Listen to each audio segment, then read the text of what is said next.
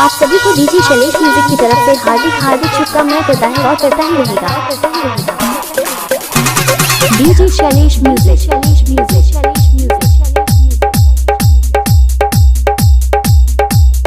हावा बाजार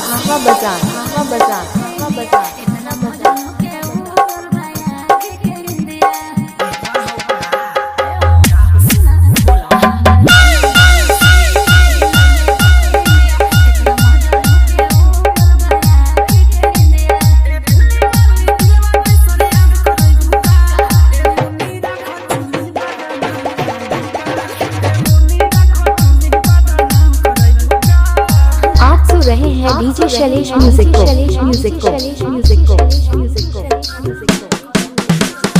DJ Shailesh music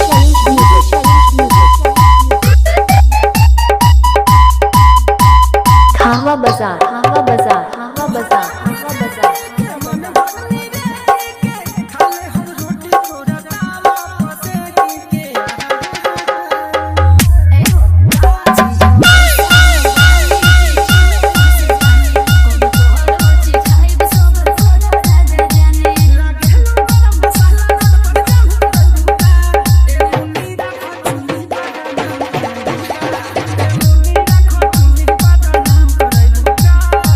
सभी को डीजे शैलेश म्यूजिक की तरफ से हार्दिक शुभकामनाएं करता है और करता ही रहेगा।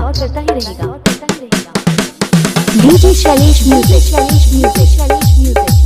खावा बाजार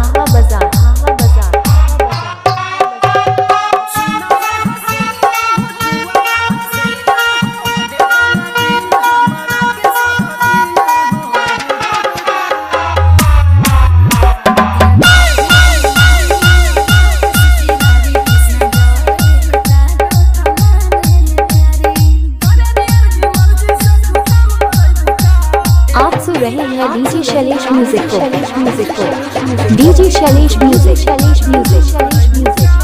खावा बाजार